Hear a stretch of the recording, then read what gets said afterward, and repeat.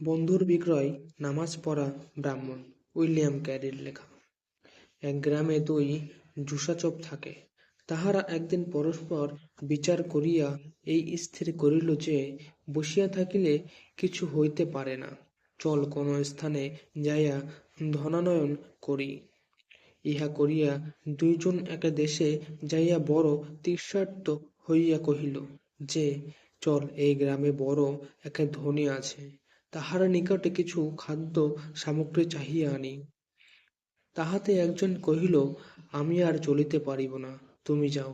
ইহা শুনিয়া সে বলিল, ভালো, আমি যখন ডাকিয়া তোমাকে এই কথা কহিব যে তুমি সম্মতিপূর্বক কহিলেন টাকা দেন, তখন তুমি কহিও যে আমার কর্তা উনি, উনি যাহা করেন আমি তাহাতেই আছি।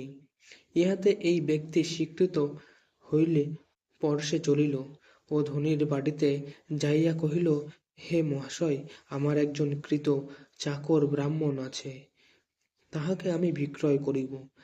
সে সকল কর্মোপযুক্ত, যদি মহাশয় লন তবে অল্প মূল্যে পান। ইহার মূল্য ৮০টি টাকা হইবে। এখন বিবেচনা করুন। ইহা শুনিয়া ধনী কহিল, সে লোক কোথা, আর সে ইহাতে সম্মত আছে কিনা। ইহা শুনিয়া কহিল, সে লোক ওই গাছের তলা বসিয়া আছে। ধনী কহিল, অগ্রে তাহাকে জিজ্ঞাসা করা যাওক। ইহা শুনিয়া ওই ব্যক্তি কহিল, আমি এখানে থাকিয়া ডাকিয়া কহি, তোমরা এবং তাহার সম্মতি বুঝিয়া আমাকে টাকা দাও, আমিও তোমাকে বিক্রয় ক্ষত লিখিয়া দিই। ইহা শুনিয়া তাহাকে ডাকিয়া কহিল, যেরূপ পূর্বে কহিয়াছিল সেইরূপ সংকেত জ্ঞান করিয়া সে ব্যক্তি স্বীকৃত হইয়া কহিল যে, দেও, আমি সম্মত আছি।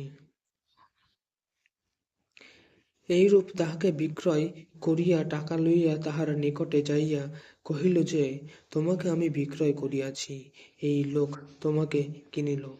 সে ইহা শুনিয়া চুপ করিয়া রহিল। পরে তাহাকে ওই ধনী গৃহে লইয়া কহিল যে, তুমি আমার বাটির মধ্যে সাবধান হইয়া থাকিবা, আর ঠাকুর পূজা পুষ্পাদি চয়ন করিবা, এবং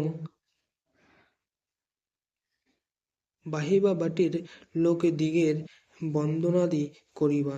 এই কর্মে তুমি নিযুক্ত হইলা। পরে সে ওই কর্ম প্রত্যহ করে। এইরূপ কিছুদিন চলে। পরে সে মনে মনে বিবেচনা করিল যে, পরবশ হইয়া আর কতদিন থাকিব, এই কিছু নয় বলিয়া ওই ধনীর পুষ্পদানে তিন সন্ধ্যা যাইয়া চতুর্দিক নিরীক্ষণ করে আর নামাজ করে। এইরূপ প্রত্যহ নামাজ করে।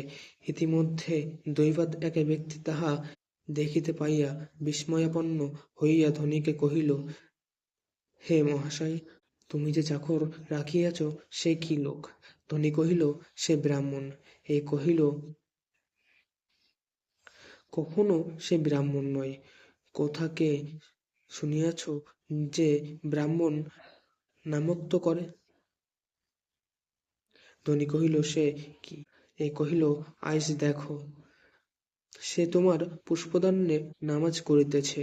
ধনী গিয়া সেইরূপ দেখিয়া বড় ভীত হইয়া তাহাকে ডাকিয়া জিজ্ঞাসা করিল যে, বাপু, তোমার ভয় নাই, তুমি পুষ্পদানে কি করিতেছিলা। ইহা শুনিয়া সে কহিল যে, আমার জাতির কর্তব্য যে কর্ম আমি তাহাই করিতেছি।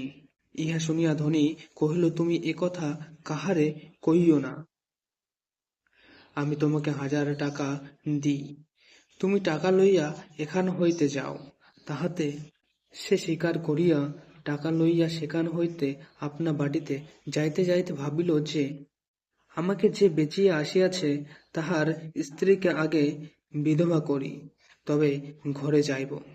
ইহা বলিয়া তাহার বাটি যাইয়া কহিল, বাটি কেহ আছে কিনা। ইহা শুনিয়া সে ব্যক্তির স্ত্রী তাহার গলার স্বর শুনিয়া বুঝিল যে, আমার স্বামী বিদেশে গিয়াছিলেন, তিনি আইলেন কেননা তাহার সঙ্গী আইল।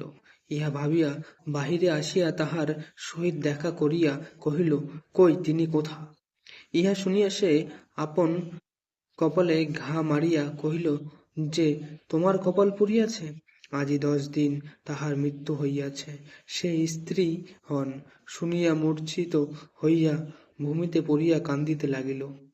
পরে সে সান্ত্বনা করিয়া তাহার অঙ্গে অলঙ্কার ত্যাগ করাইয়া এবং পরদিন তাহার যথাসর্বস্ব বিক্রয় করাইয়া শ্রাদ্ধ করাইল। পরে ওই ব্যক্তি বাটী আসিয়া সকল শুনিয়া তাহার সহিত মিলন করিল এবং উভয়ে পরস্পর যথেষ্ট প্রশংসা করিল। ইতি।